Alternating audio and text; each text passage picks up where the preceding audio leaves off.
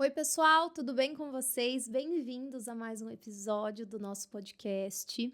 Hoje a gente vai fazer num formato um pouquinho diferente do que vocês estão acostumados por aqui. Não temos nenhum convidado específico. Hoje eu vou bater um papo com o Joe aqui sobre ansiedade. A gente vai conversar sobre isso. A ansiedade é um tema muito clichê no meio dos casamentos, né? A gente fala que nasce uma noiva, nasce uma ansiedade, que toda noiva é ansiosa e que tudo mais. Mas uma coisa que eu venho percebendo acerca desse assunto é que isso ficou tão clichê, que ela tomou um rumo de situação de estimação das noivas. Aquela questão de que, tipo assim, a noiva é ansiosa mesmo, todo mundo sabe, é assim que eu vou ficar durante todo o planejamento e é isso aí, vamos embora com a ansiedade mesmo. E, gente, a ideia não é essa, né? A ansiedade, ela é uma coisa inerente aí ao processo de planejamento, a qualquer coisa, né, na verdade, que a gente esteja planejando, sonhando, idealizando, mas isso não significa que a gente não precisa dar uma atenção para isso e que a gente não possa fazer alguma coisa para melhorar essa convivência com a ansiedade, não deixar que isso atrapalhe demais, interfira demais. Então a gente vai bater um papo aqui sobre isso, vamos mesclar aí algumas informações mais técnicas, porque para quem não sabe, eu também sou psicóloga. Mas a gente também vai falar aí algumas coisas mais práticas e experiências ao longo desses 12 anos planejando casamento, né, amor? É isso aí. Para quem não sabe, o Joe está na empresa desde o início, nós começamos juntos, né? Então, ele também conviveu muito e convive muito com os noivos nessa etapa, né, amor? E não tem como, né? Mesmo se eu não trabalhasse com isso, eu acho por ser casado com você, É, isso ia acabar respingando em mim também. Não no mau sentido, mas eu acho que a gente acaba, né? compartilhando, Trazendo pra né? gente também as ansiedades dos casais. Sim, Faz parte, eu acho que de toda profissão tem até aquela questão de absorver, exato. né? É impossível, né? Não absorver. Exatamente. Não existe esse negócio de trabalho é trabalho, vida pessoal é vida pessoal. Não dá pra gente apertar um botão como se fosse um robô e tudo isso mudar, né? Exatamente. Mas bora lá. Mas é isso, gente. Eu quero começar falando para vocês, trazendo para vocês o que é, né, de fato a ansiedade. Então, a ansiedade, ela é uma hiperestimulação, né? Ela detecta uma ameaça. Então, o nosso cérebro, ele fica num hiperalerta em relação a alguma coisa que possa vir a acontecer. E onde tudo isso acontece, né? Falando assim na região do nosso cérebro. Tudo isso acontece na amígdala. E quando ela é disparada, ela inibe o córtex pré-frontal, que é um assunto que a gente comenta muito aqui em casa, né? Exatamente. E é muito importante, eu acho que faz parte de tudo, do nosso dia a dia, as decisões, as situações emocionais, tudo tem a ver com o córtex pré-frontal, né? Exatamente. Por quê? Porque ele é a área do nosso cérebro responsável pelas tomadas de decisões, pelo planejamento, pela organização, pela nossa atividade mesmo ali cognitiva, né, eficiente, né, na resolução das coisas. Então, quando essa região do cérebro, né, que é a amígdala, ela dispara, ela inibe todas essas nossas funções executivas, né? Que o córtex pré-frontal é responsável. Então, o nosso acesso a todas essas habilidades se torna inexistente ou inibido, E aí né? chega o caos. E é aí que começa o caos. Então, entendendo isso, entendendo que a ansiedade, como eu falei no início, né? É tão banalizado esse termo que dá a impressão que, tipo assim, é ansiedade. Mas ela é responsável por muitas operações e prejuízos, né? Exatamente. Principalmente, né? Essa questão dos prejuízos, as coisas saírem fora do trilho ali, exatamente por causa da ansiedade. E a gente Exatamente. normaliza isso como se fosse algo. Normaliza, exato. Como se não tivesse o que fazer e tá tudo bem, vamos conviver dessa forma. Então, o que eu quis trazer, né, nesse bate-papo aqui nosso, os prejuízos que a ansiedade traz de uma forma prática. Tanto no planejamento do casamento, na questão mesmo técnica ali do planejamento, quanto também na vida dos dois protagonistas, que são a razão disso estar acontecendo, né? Que é o casal, que é o relacionamento, né? Então, Exatamente. às vezes, é até irônico, porque às vezes o casal tá planejando o casamento que só tá acontecendo por conta daquele relacionamento, e o relacionamento fica em segundo plano e até é afetado diretamente numa intensidade tão alta, e aí não tem sentido planejar o O casamento. planejamento, ele se torna o foco principal do Do relacionamento, né? É muito relacionamento. estranho isso. E não é o relacionamento, o planejamento do casamento é a consequência E disso não existir. que no planejamento do nosso casamento a gente não tenha passado em certos momentos por isso, né? Exatamente, A gente não pode exatamente. dizer que somos os paladinos da justiça aqui, vamos trazer a verdade, sendo que também a gente passou por isso. Exatamente. Isso é uma coisa até que eu anotei aqui no meu roteirinho para não esquecer. Às vezes a gente tendo esse bate-papo vai dar aquela conotação de, falar é fácil, né? Você trabalha com isso, você tá no mercado, sei lá, tem uma experiência. Mas quando a gente casou, nós já estávamos há bastante tempo, né? A gente começou em 2013, nós casamos em 2018. Então a gente já tinha uma familiaridade e Exatamente. segurança com aquele mercado. E sofremos, como todos os casais que a gente atendia na época, atendeu e atenderá. E talvez isso tenha trazido pra gente, assim, essa questão eu acho do que faltava pra nossa profissão. É né? aquela empatia mais Chegar a entender, genuína, porque né? antes do nosso casamento, a gente ficava vendo de forma, às vezes, espantosa, assim, a questão de como que eles lidavam, como os casais lidavam com isso, né? A gente não tinha a experiência ainda, a expertise suficiente para dizer, pô, agora eu entendo o que você tá passando. Exato. Agora eu sei. E eu acho que foi muito importante isso, né? É. Foi uma mudança radical. E eu acho que também a nossa moral deu uma... Sim. para Exatamente. o casal poder falar assim, você tá falando isso porque você não sabe, porque você Exatamente. nunca passou na pele, né? Agora a gente... Já ajudava que a idade já não ajudava muito, na verdade, né? Você era nova, tal. A gente atendia casais, às vezes, que chegava a ter 10 anos a mais do que você, 12, 13 anos. Então, já por aí já pegava um pouco, né? A gente tinha que focar mais no planejamento do que na questão da gestão de pessoas ali, relacionamentos. Mas depois do casamento em si, foi uma mudança muito interessante pra gente, né? Exatamente. Nos colocou num lugar de fala, assim, Exatamente, né? exatamente. Então, gente, voltando, né? A ansiedade no planejamento. Qual que é o primeiro fator que eu acho que interfere, né? Quando a gente fala de uma alta ansiedade, a gente fala de um aumento da impulsividade. As pessoas se tornam mais impulsivas quando estão ansiosas, porque entra naquela questão de eu preciso me livrar disso logo. Então vai assim mesmo. Vai isso mesmo. As decisões acabam sendo tomadas pelo impulso a fim de, é isso que está aversivo? Vamos eliminar. Vamos tirar esse problema da frente. E aí não tem a paciência para pensar, para analisar. Por quê? Se aquilo ali que é aquilo ali que está me gerando ansiedade, é aquilo ali que está disparando todas aquelas coisas difíceis de sentir, desconfortáveis, vamos logo eliminar. E a gente troca o resolver por eliminar, né? Seria basicamente isso. Exatamente. A gente teria que resolver, não, vamos eliminar. E o eliminar, ele talvez ele não resolva da melhor maneira possível. Exato. Porque não dá nem o tempo, né, da gente conseguir fazer todas as... Vem carregado da decisão emocional também, talvez. A gente tem que eliminar, vamos resolver. Só resolver e pronto, acabou. Talvez não cheguemos a tomar... É mais emocional do que racional, né? Interessante. Outro ponto, né, que reduz... A alta ansiedade reduz a nossa capacidade de avaliar riscos e benefícios. Justamente por isso. Se isso está aversivo, se isso está me causando uma ansiedade e eu preciso eliminar logo, como é que eu vou avaliar riscos e benefícios? Eu não dou nem tempo para isso. E falando no aspecto dos fornecedores, do serviço, do planejamento, como que isso coloque, né, isso dentro do planejamento, no linguajar dos casamentos, assim, como que a gente pode dizer que na prática os casais acabam fazendo, acaba dando tudo errado, qual que é a prática comum, né, o roteiro comum da tragédia? Uma coisa muito legal é a gente partir do princípio que a gente precisa ter um comparativo.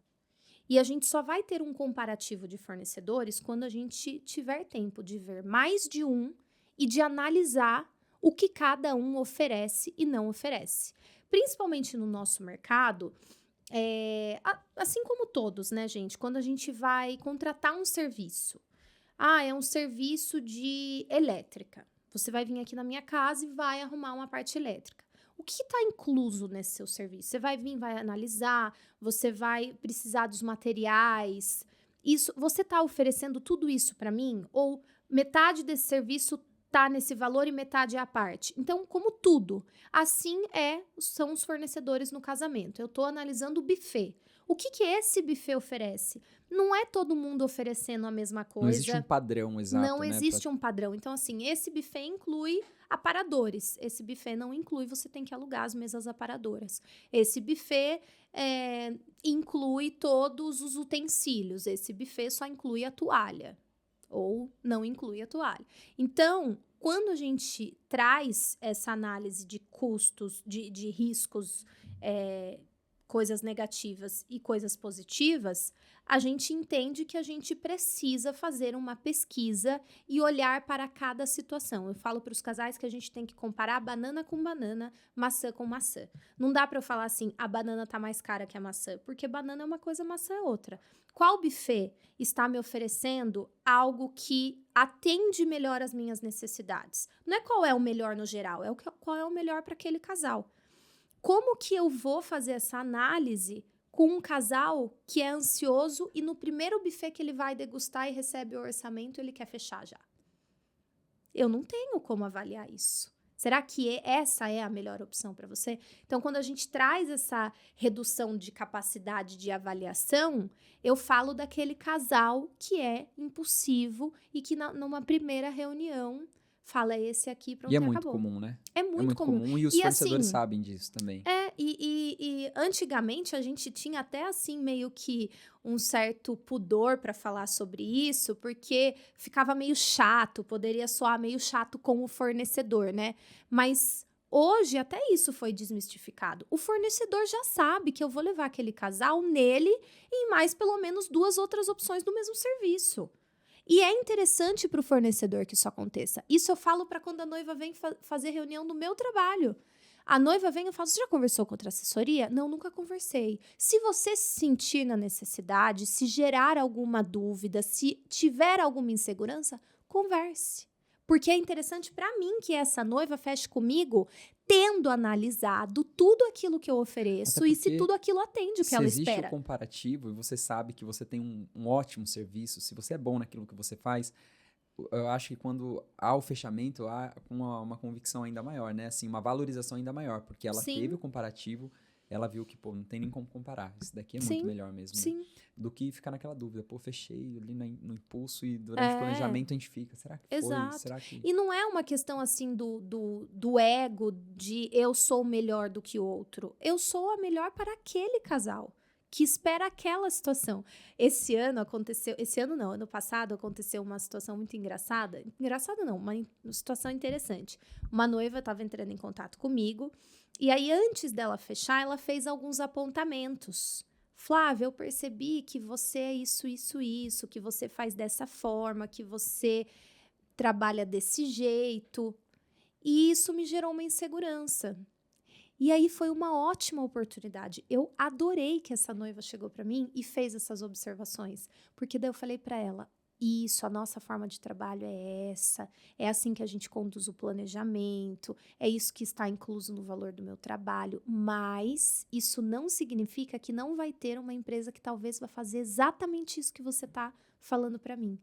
E se é isso que você espera de uma assessoria, tem uma pessoa melhor para encaixar. Então, não é sobre eu ser a melhor no geral. É o perfil, sobre eu atender a necessidade daquele casal. Atender a necessidade dele não é benefício só para ele, é para mim. Porque um casal que está esperando uma coisa que eu não posso dar é um mar de frustração, é um planejamento caótico, é um fracasso para mim. E por isso que a gente sempre comentou, né? Dependendo do casal que chega aqui, às vezes a gente já percebe que não está encaixando. A gente sempre fala, né? Que talvez não é que tomare no mau sentido, assim, que não feche com a gente, mas não vai dar certo. Sim. E a gente tentar forçar um fechamento a qualquer custo, né? Contrato, preciso bater meta, eu quero fechar. a qualquer custo, talvez isso vai ser ruim pra gente, como sempre foi, né? Aqueles casais que na primeira reunião a gente sabia que não ia ser legal, acabou fechando e realmente o planejamento não foi legal, foi estressante pra eles, pra gente também foi muito ruim. Ou até não uma consequência de estresse, mas de entrosamento mesmo. Uma coisa perfil, fria, bater, uma coisa, né? Bater, distante. não bater aquela questão do dar um match. Exatamente, Né? tem que dar Isso match. existe pra tudo. Existe. Existe pra relacionamento entre homem e mulher, existe pra amizade, existe pra lugar onde você vai trabalhar. Tudo tem que rolar, né? Essa conexão. Se não rolar, não adianta a gente forçar. Tem que fechar. E o casal também, eu acho que tem que ter essa percepção, né? Exato. Pô, tem muita noiva que tem. Que chega pra gente, olha, gostei do serviço do fulano, mas não rolou. Não bateu. Isso é engraçado. Né? Isso pra... Tem pessoa que é mais sensível a isso, e ela né? leva em consideração, né? Aquilo que ela assim sente. como a gente já teve noiva que falou assim, eu não quero saber se ele é legal, eu quero saber do serviço que ele presta, né? É perfil. Às vezes essa noiva vai avaliar só o profissionalismo e se o fornecedor não tiver sido simpático e gentil com ela não vai estar nem aí. Diferente de talvez algumas noivas que vão olhar e vão falar assim, é um baita profissional. Mas não me atendeu com atenção, não foi legal. Não... E a noiva que é muito friozona, assim, também quando ela fecha com um fornecedor que é mais sentimental, que existe isso, né? Sim, as empresas mais, se incomoda, né? O fornecedor fica frustrado.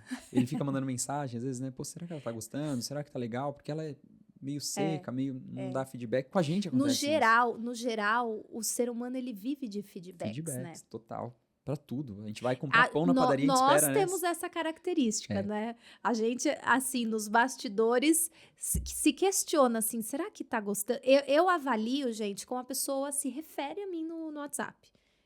Se é Flávia ou se é Flá. Tem casal que começa chamando de Flávia e termina até o dia do casamento chamando de Flávia.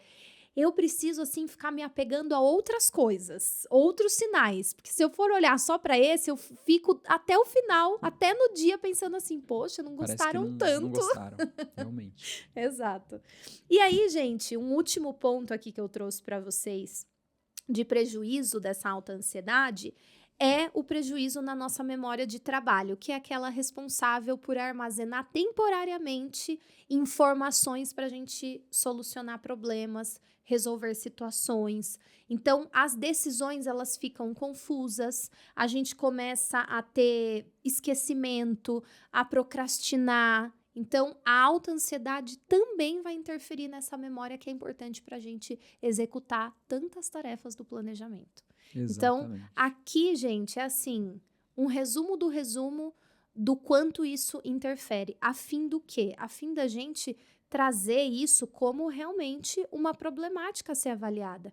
Porque, de novo, com essa coisa de que a ansiedade se tornou algo, né? É o síndrome de Gabriela, né? Eu nasci Exatamente. assim, enfim.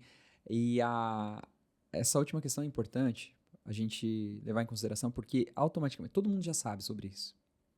Isso que você está falando aqui não é novidade para ninguém. E se qualquer pessoa der um Google na internet, tem todas essas informações. Só que depende muito da forma como a gente enxerga essas coisas, né?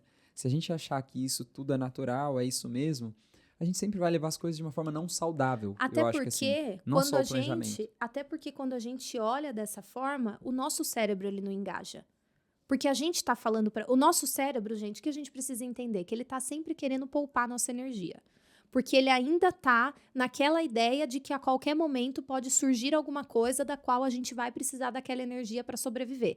Então, quando eu falo pro meu cérebro que eu estou noiva e toda noiva é ansiosa e isso faz parte, é assim mesmo, ele vai se animar no quê? Vai se apegar no quê para tentar combater? Sendo que o planejamento em si já é algo estressante por si só.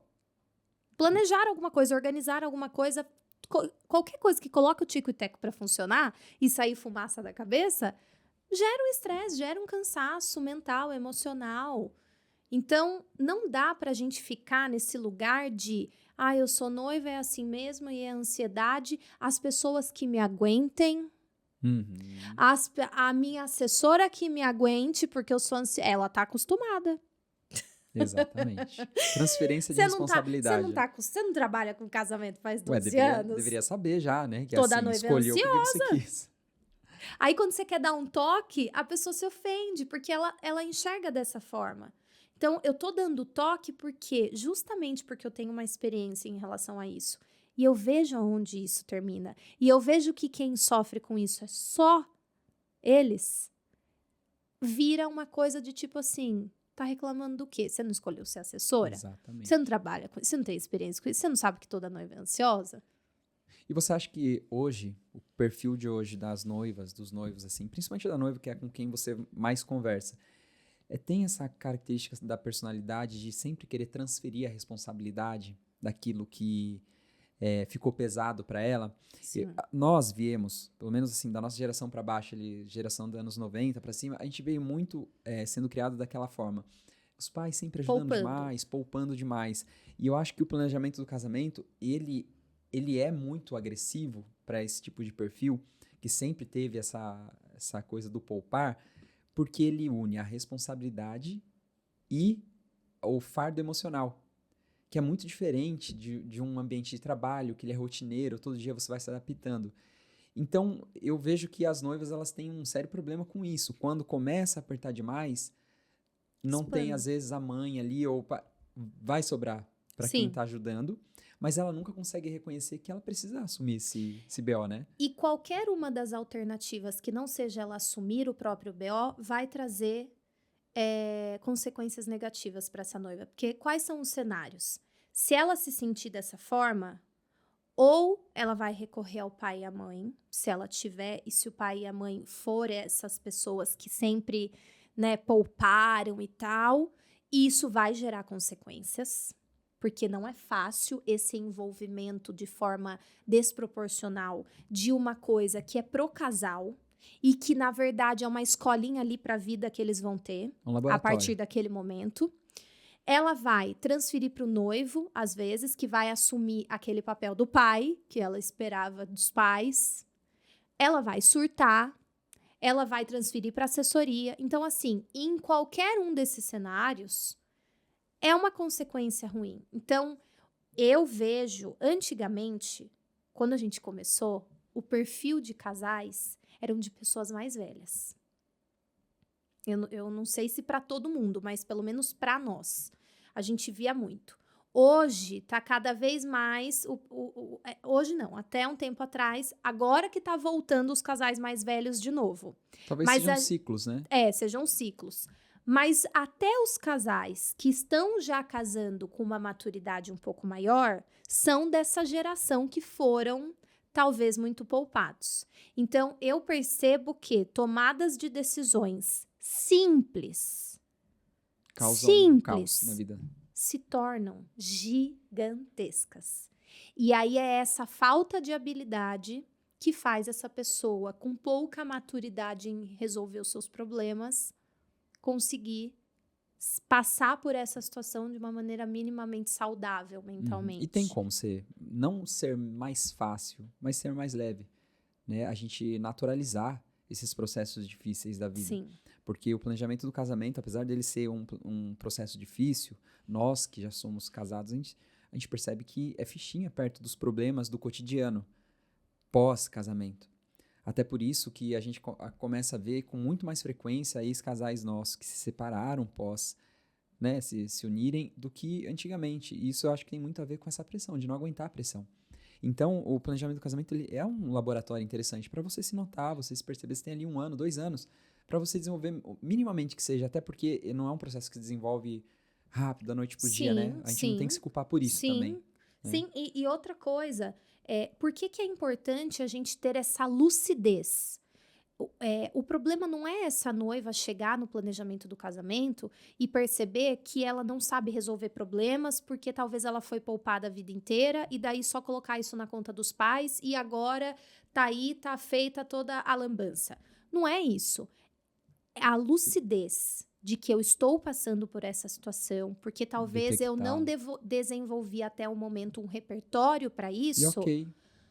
Vai me trazer a consciência de que tá bom. Então, agora, na fase prática, é um estágio, eu vou trabalhar para desenvolver essas habilidades. Porque isso também vai ser importante para minha vida 2. Então, não é só identificar isso e pronto, meu Deus, ó céus, ó terra, tô destinada fadada ao fracasso porque fui poupada a vida inteira ou porque, sei lá, outras coisas aconteceram e eu não desenvolvi essa habilidade. Não. Então eu vou aproveitar essa oportunidade prática para colocar isso em ação, para buscar esse amadurecimento.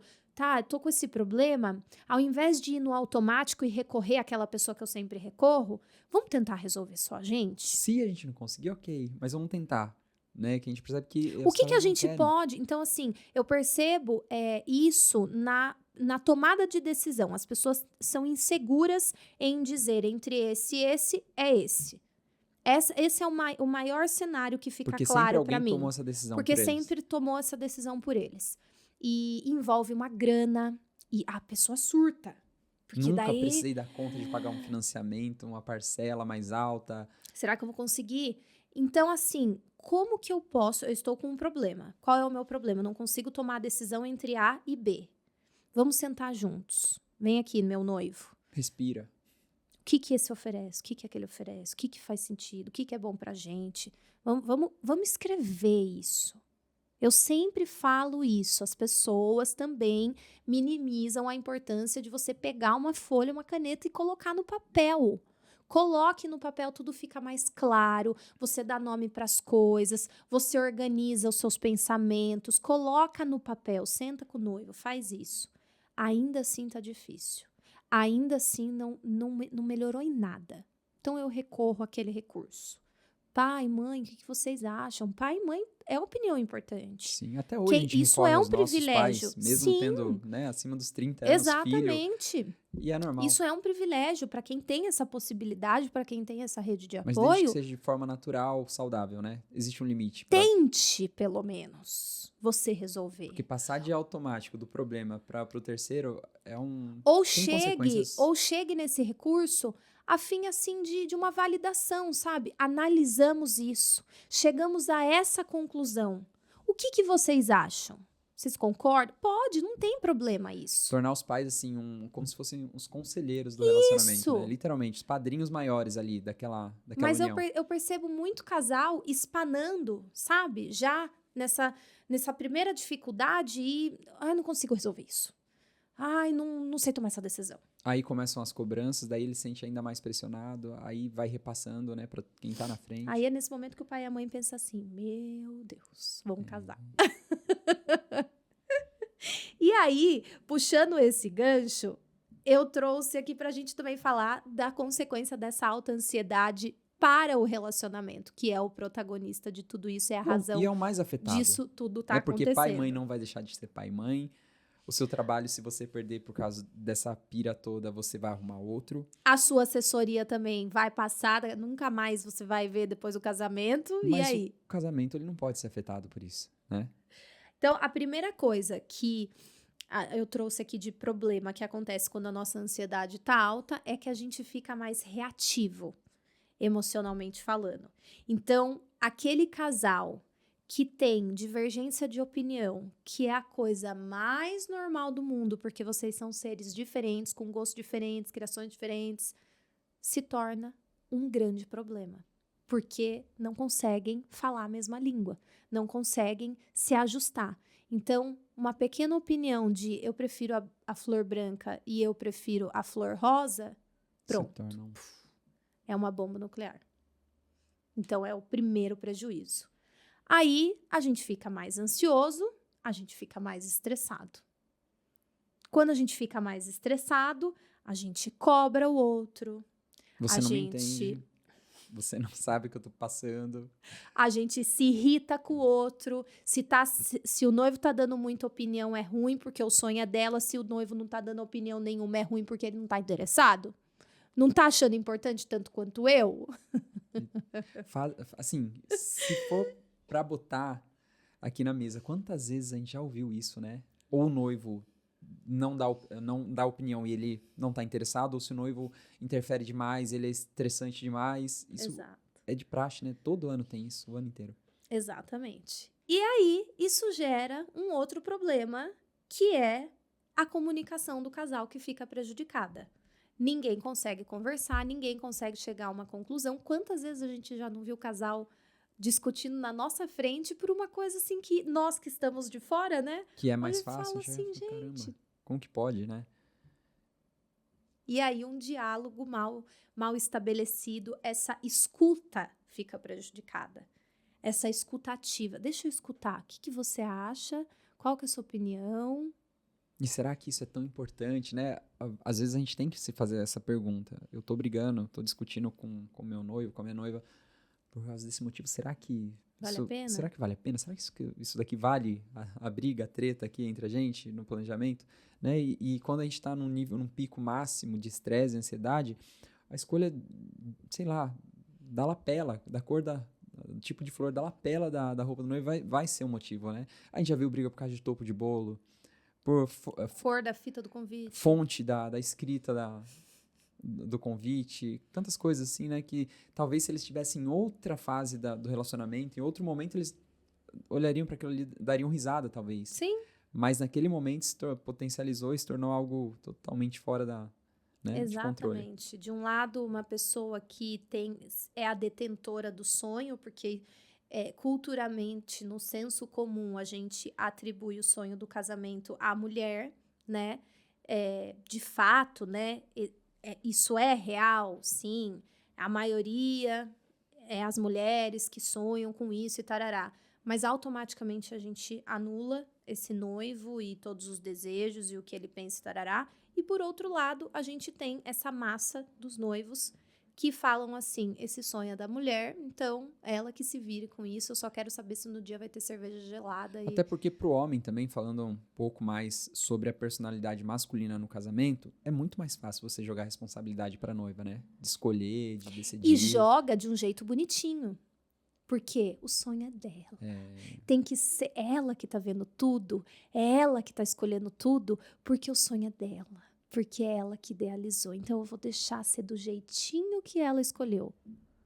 E daí... Pinta com um cenário lindo, um baita de um trabalho, uma baita de uma responsabilidade, porque tomar decisão, lembra que tomar decisões era difícil? Imagina quando você deixa só uma pessoa tomando a decisão. E aí, a noiva muitas vezes não identifica isso. Acha lindo, ai, é que ele me ama tanto, e ele sabe que eu sonhei tanto com isso, que ele deixou tudo para eu decidir. Mas decidir é difícil. É aquele negócio, imagina 10 horas da noite, você conversando no celular ali com o seu noivo, sobre uma decisão, sobre um contrato que tem que assinar, sobre a escolha que falta ali para aquele pequeno detalhe, e chegar nesse horário da noite ali, antes de dormir, ele chegar para você e falar, olha, o que você decidir tá decidido. Ele vai chegar, entrar no quarto dele, acabou, ele passou, ele transferiu para ela. Ela não. Só ela que o que está envolvendo essa decisão? Não é só o sonho do que isso é lindo, isso é feio. É tudo. É orçamento. É prestação de serviço. Será que esse fornecedor é bom ou é ruim? Será que esse fornecedor cumpre contrato ou não cumpre? Será que eu vou tomar um golpe ou será que eu não vou? Será que eu vou gostar? Será que na hora da execução vai ficar exatamente como eu tô achando que vai ficar ou não vai? Até porque, quando dá errado, muitos dos noivos cobram a noiva. Você não queria? Não era o que você queria? Nossa, isso a gente viu demais também já. Né? Exatamente. Você que escolheu. Você que falou que queria. Era um sonho, não era? Contratar ele aí. Olha o que deu. Ainda culpa, né? Joga... É complicado. Então, assim, de um lado, a noiva talvez esteja mais ansiosa, mas o que veio primeiro, o ovo ou a galinha? Ela tá ansiosa porque ela ficou noiva ou essa ansiedade também tá vindo dessa ausência? De ter alguém ali para falar assim, eu tô com você e a responsabilidade é nossa, e se der alguma coisa errada ou se a gente tiver que recalcular rota, é nós dois juntos, porque nós dois juntos decidimos, porque o que você decidir é minha responsabilidade também. Exatamente. Você dar o privilégio do outro decidir não tira a sua responsabilidade sobre aquilo que vocês estão fazendo, que vocês estão fazendo juntos. Então, isso também é uma confusão, né? E aí, uma coisa interessante que a gente até estava conversando essa semana sobre isso, mas eu coloquei aqui em palavras, a ansiedade cria um filtro mental de ameaça. Ou seja, tudo parece urgente. Vira e mexe, a gente tem que administrar esse senso de urgência com um casal ansioso, que é aquele casal que quer ver tudo de uma vez, que é aquele casal que eu preciso cotar tudo, porque eu preciso saber quanto fica tudo, porque... Então, tudo parece urgente. E aí, a gente fica mais crítico, a gente fica achando que nada é suficiente, que sempre tem um e se. Mas não consegue fechar um fornecedor, não consegue fechar um orçamento. E não tem a ver com aquela dúvida em si, mas sim com aquilo que está dentro da mente, né? Exatamente. E aí, esse filtro de ameaça, ele nos coloca numa situação de eu preciso sobreviver a esse planejamento. É isso que o nosso cérebro entende. Se eu associo com a minha ansiedade, que o cenário do planejamento do casamento, ele é uma ameaça, porque ele me faz sentir tudo isso que eu tô sentindo, o meu cérebro vai falar o quê? Você precisa sobreviver a isso. E sobreviver ao planejamento do casamento não é saudável. Porque eu preciso desfrutar o caminho, eu preciso desfrutar do planejamento. Cai naquele clichê que todo mundo fala. Não é só o dia, é o caminho até o dia, é o processo. O propósito é o fim, mas é o meio, né? Exatamente. É lindo dizer isso. Mas não é só lindo. Isso é essencial, porque o que sobra no dia se o processo foi um terror? Aí a gente vê aqueles casais que chegam na reunião final de montagem de cronograma e falam: graças a Deus tá chegando, não aguento mais. Valeu a pena? Não faz 2 sentido, né? anos, às vezes, de planejamento com essa ansiedade, esse senso de sobreviver até o dia? Então, sobreviver é diferente de desfrutar. Se eu olho com um olhar de uma ansiedade desproporcional para o meu planejamento do casamento, é isso que eu tô falando para o meu cérebro. Até porque ninguém começa o planejamento do casamento pensando que vai ser assim, né? Senão ninguém faria. Talvez procuraria outra coisa. Ou de tanto as pessoas falarem que é assim, é estressante, é desgastante, a pessoa já chega pronta para essa guerra, entendeu? E não chega uma folha em branco. E não chega com aquela perspectiva de possibilidade. Existe a possibilidade de eu ter um planejamento sem ser desse jeito que as pessoas falam? É a mesma coisa que falam sobre a maternidade. Muitas mulheres, a gente passou daquela fase do extremismo de que a maternidade era romântica, veio informação, veio internet, trouxe a questão do puerpério, trouxe a questão da amamentação, mostrou pra gente que a maternidade não é só romântica, mas daí a gente foi para outro extremo.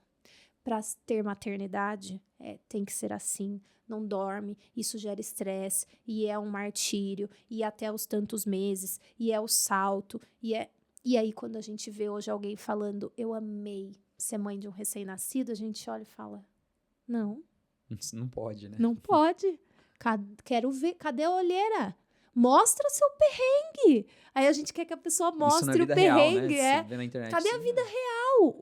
Mas eu posso lidar de uma forma leve, não significa que eu não tô dormindo à noite, não significa que eu não tá doendo pra amamentar, não significa que eu não tô com medo do bebê morrer a qualquer momento, mas eu tô levando isso de uma maneira leve, na medida que eu posso. E dando outra ótica. Né? Tudo. Não é dar outra ótica, não é você analisar como um todo, e sim os pequenos. Né? Os pequenos fatos, as pequenas imagens, cada dia. Tem um lado ruim, tem um lado difícil, mas qual é o lado bom? Tudo vai ter. Tudo vai ter. O que eu preciso desfrutar? É o que eu falei para uma noiva. Na metade do planejamento do casamento dela, ela casou esse ano. Ela não ia conseguir ter um detalhe que ela queria. E eu falei para ela, olhe com um olhar de abundância e não com um olhar de falta. Olha tudo o que já tem.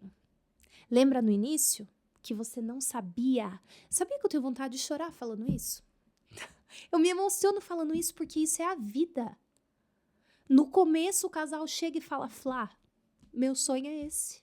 Eu não sei se eu vou conseguir realizar, mas o meu sonho é esse. E aí chega no final, mas eu não tive isso. Mas eu não contratei aquilo. Mas esse aqui eu tive que contratar esse. E eu queria aquele. O que você já tem? Isso é a vida. A gente tá falando de planejamento, de casamento, mas é a vida. Então, um olhar de abundância. Eu olho para o que eu já consegui. Eu olho para o casamento que eu já tenho. Eu olho para as pessoas que estarão lá. Quem que vai estar no meu casamento? Alguém morreu? Privilégio. Alguém morreu no meu Vô, planejamento? mãe, Alguém não pai. conseguiu chegar? Isso é real, gente. Isso não é você ser dramático. Isso é você exercitar a gratidão. É isso que a gente tem que fazer para tudo na vida. Então, sobreviver ou desfrutar, isso é uma decisão. Escolha. Isso é uma escolha. Talvez se sentir ansiosa não pode ser uma escolha, porque a ansiedade, ela tá em nós. E ela é necessária, inclusive. Eu vou me sentir ansiosa, mas eu posso escolher se eu vou sobreviver ao planejamento ou se eu vou desfrutar. Isso está ao meu alcance, apesar de me sentir ansiosa. Como que eu vou manejar isso? Como eu vou regular isso? O que eu posso fazer para me acalmar em relação a isso? E é aí que a gente entra no nosso último assunto, que é a pergunta de milhões. Como regular a ansiedade? Então, como que eu vou administrar isso? Tá, Flávia, você me falou tudo o que eu tô sentindo e o que tá acontecendo, mas tá, o que eu faço com isso agora? Me dê uma solução. E é para isso que você tá aqui também. É para isso que a gente tá aqui. E a primeira coisa que eu vou falar, talvez seja uma frustração tremenda, porque a gente banaliza isso e acha isso pífio. Mas é real. Respirar. Respirar. Banalizou algo que você fala isso. tanto para os seus pacientes dentro do consultório, é algo que você vai ter que repetir Parece ridículo você chegar para um psicólogo, né? E falar tudo isso que eu contei, que a gente conversou aqui agora, que a gente sente no planejamento. Parece ridículo daí você falar assim. E daí o psicólogo olhou para mim e falou assim: você precisa respirar. Mas tecnicamente, por que você precisa respirar? Vamos lá. Não é só respirar, né? Quando a gente se sente ansioso, a nossa frequência cardíaca, ela aumenta. Então, por isso que muitas pessoas, quando estão, né, numa crise de ansiedade, se confundem ali com infarto, com alguma coisa nesse sentido. Porque a nossa frequência cardíaca aumenta, a gente começa a fazer aquela respiração curta de cachorrinho, sabe? É a respiração que a gente usa muito o peito. Então, quando a gente fala que um dos reguladores para essa ansiedade é a respiração, a gente está se referindo à respiração intencional diafragmática. Então, eu tenho que me colocar nesse lugar de controle, né? De prestar atenção. Como que eu estou respirando? Eu estou com aquela respiração curta ou o meu abdômen que está respirando? Essa é a respiração boa. Isso é, gente, ciência mesmo, comprovada. 3 minutos que você respire dessa forma adequada aumenta a oxigenação, diminui a frequência cardíaca, ele ativa o nosso sistema nervoso parasimpático, o que produz relaxamento. Esse relaxamento vai diminuir o estresse, vai diminuir a ansiedade. Então, quando a gente fala isso, respira, não é respira. Não, seja intencional. Preste atenção na sua respiração, respire com o diafragma. Como que eu sei, Flá? É só você ver que é o seu abdômen que está se mexendo. O seu peito mexe minimamente. Essa é a respiração correta. É essa a respiração que produz o relaxamento. Então, essa é a primeira coisa. Existe um protocolo até, gente, que chama Acalme-se. É um protocolo para você sair de uma crise de ansiedade. Para cada letra do Acalme-se é uma ação, é uma coisa para você fazer. Isso também te tira da crise de ansiedade, né? Então, não é... Aqui eu coloquei a respiração, mas se você estiver numa crise de ansiedade, existe esse protocolo. É só vocês darem o Google, não vou falar exatamente sobre ele, mas vocês conseguem ter acesso para aplicar. Outra coisa, uma coisa que ajuda você tomar uma decisão de forma atrasada, intencionalmente. Lembra que a gente falou que a ansiedade faz a gente tomar decisões por impulso, porque a gente quer se livrar daquilo, vai assim mesmo, porque eu só quero tirar isso da frente? Você ser intencional em atrasar a decisão é uma coisa importante. É claro que a gente não tá falando do extremo de procrastinar e nunca conseguir sair do lugar. Mas é a gente ter aquele tempo que a gente falou, para pensar, para sentar, para colocar no papel, para passar as 24 horas. Então, essa questão de fiz uma reunião com aquele primeiro fornecedor, é isso, gostei, vamos fechar. É a fim de se livrar, mas isso vai te gerar mais ansiedade ainda, porque quando passar, você vai ficar, será que eu devia ter fechado? Será que essa foi a melhor decisão? Será? Então, uma coisa vai levar a outra. E muitas vezes acaba tomando uma decisão precipitada mesmo. E realmente que traz consequências. Porque o fornecedor em si, ele sabe que você vai chegar no escritório e se ele ativar esse modo sobrevivência ali, essa fator de decisão radical, você vai assinar um contrato. Essas semanas atrás, eu tô fazendo o planejamento de um casal que vai casar no que vem. Eles começaram a entrar em contato comigo à noite, porque eles estavam numa reunião presencial com um fornecedor, não é daqui da nossa região, mas eles estavam dentro do escritório e a pessoa estava forçando, pressionando eles para fechar. Eu lembro que ela usou uma frase assim, tipo, Flá, ele não tá deixando a gente sair sem a gente tomar essa decisão. E aí eu tentando entender, mas por quê? Mas o que ele falou? Que vai acontecer o quê se não fechar? A gente vai perder a condição especial, não sei o que lá. Mas não existe isso, gente. Se você não tem tempo para pensar, tem uma frase até que eu vi esses tempos atrás, agora eu não vou saber exatamente, mas ela queria dizer assim, se não tem tempo para pensar, já tá decidido, é não. É isso. Se tem uma coisa que me irrita é a pessoa forçar. É igual quando a gente tá, tipo, vendo alguma coisa pra comprar, né? Compra, ou sei lá, um imóvel, um apartamento, quer alugar. Olha, tem mais tantas pessoas na fila. Eu já tenho uma tática, eu falo assim, eu tenho fé.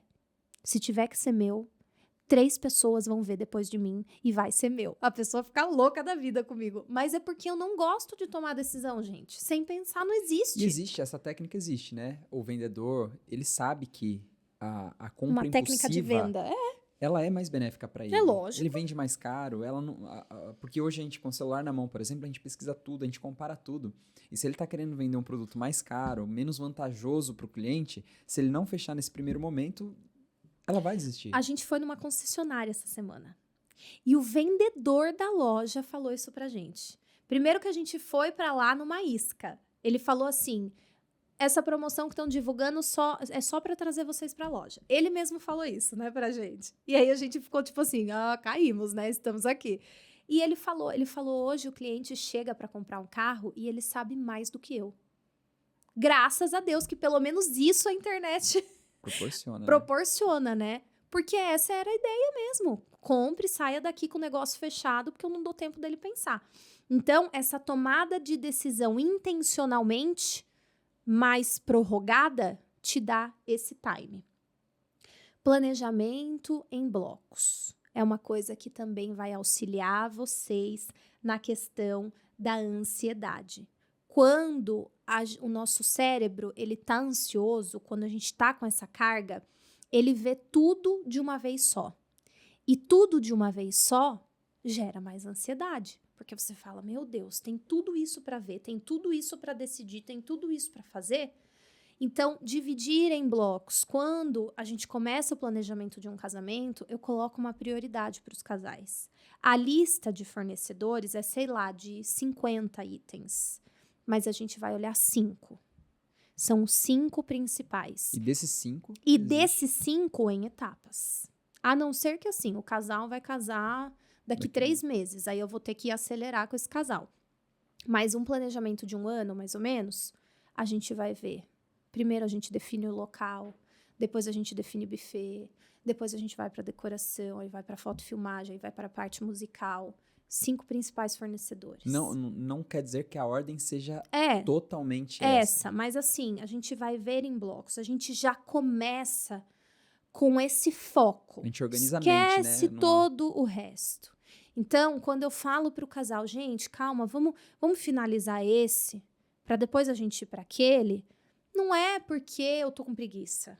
Não é porque eu tô Metódica. enrolando. Não é porque eu quero fazer as coisas do jeito que eu quero. Existe uma razão. É para vocês terem tempo. É para vocês se concentrarem. É para não achar que é muita coisa. É para não aumentar a ansiedade e trazer todas as consequências que a gente falou aqui. Planejamento em bloco.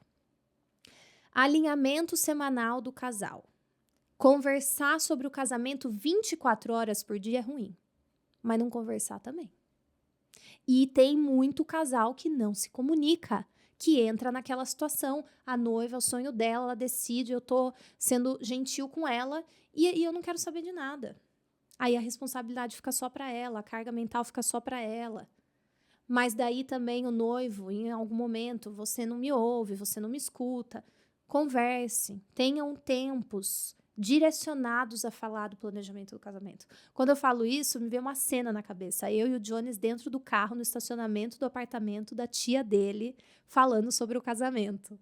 Virava e mexia, a gente parava no estacionamento para falar do casamento, lembra? Sim. É necessário, gente. Conversas difíceis. Esses dias eu estava vendo um podcast de uma psicóloga que é casada há não sei quantos anos. Aí a entrevistadora falou para ela assim, qual é o segredo de um relacionamento de tantos anos? Sabe o que ela respondeu? Ter conversas difíceis. A gente não gosta. Ai, é ruim. Ai, dá briga. Se ter conversa difícil no seu relacionamento dá briga, esse é um indício de uma coisa que vocês precisam ajustar.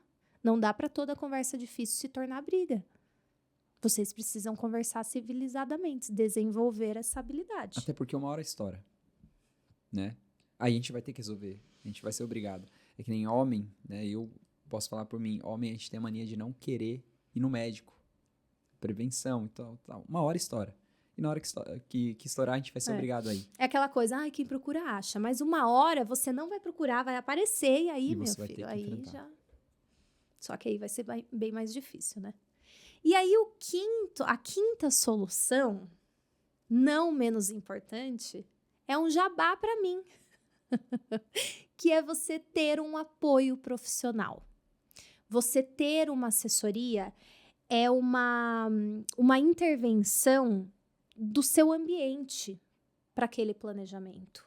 É uma pessoa que vai proporcionar para você uma redução nas tarefas. A decisão não é uma redução de decisão, porque pelo menos a minha assessoria é assim, eu não decido nada. É o casal que decide. O casamento é deles, eu vou apresentar as opções, eu vou dar minha opinião, eu vou falar de acordo ali, dar minha orientação profissional. Mas a decisão é do casal. Mas eu vou minimizar algumas etapas, algumas tarefas, vou conseguir ajudar nesse aspecto. E a gente vai evitar esses erros impulsivos. Porque, como a gente estava falando, o casal ele vai sentir uma ansiedade. E não é sempre que ele vai conseguir fazer essas escolhas que a gente está falando aqui, que é de respirar, que é de tomar decisão com atraso deliberado, que é planejar em bloco. Mas daí tem uma assessoria atenta ali que vai puxar aquele casal. Gente, não vamos decidir nada não. Esse casal que entrou em contato comigo vai sair daí sem fechar sim. Vamos, e sabe o que aconteceu? Não avaliaram que essa não era a melhor opção. Fecharam com uma opção que foi bem mais adequada para eles em vários aspectos, inclusive financeiro. Algo Por melhor quê? E mais barato. Exatamente. Por quê? Porque tinha alguém ali falando, calma, espera, vamos analisar, não é assim. O fornecedor vai falar isso mesmo para vocês. Isso é uma técnica. Vamos racionalizar. Tá tudo bem fazer isso.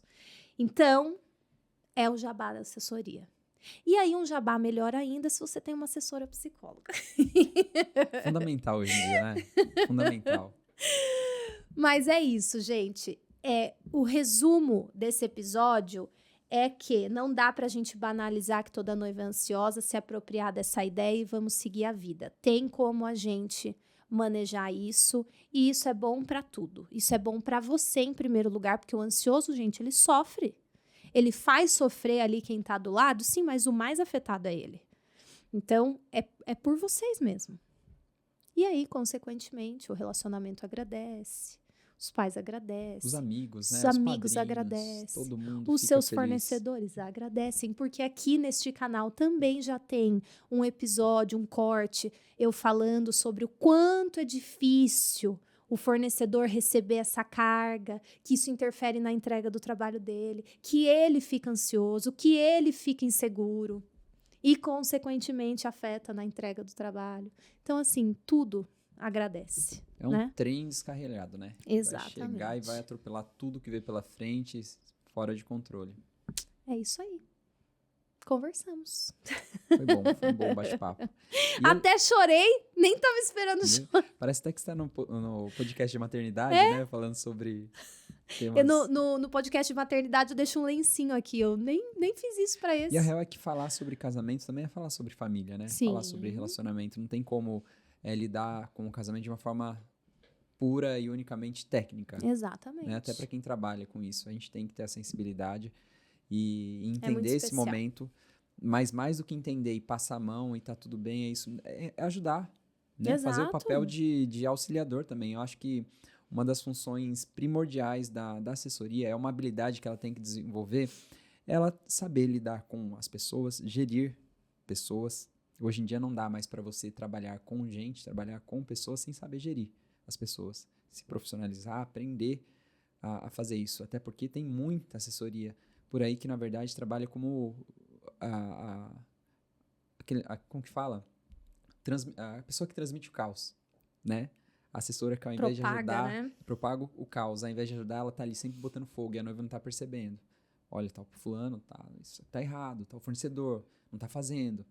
Enfim, então a gente, o nosso papel, né, tem uma missão. A assessoria, ela tem uma missão que vai muito além da técnica, né? Simplesmente organizar um casamento. Sim, né? Exatamente. É isso aí. É isso, se inscrevam no canal, acompanhem as nossas redes sociais, deixem aí suas dúvidas, seus comentários, me contem aí o que vocês acharam de tudo isso que a gente falou e a gente vai conversando e trocando ideia e experiência, tá bom? É isso. Tchau!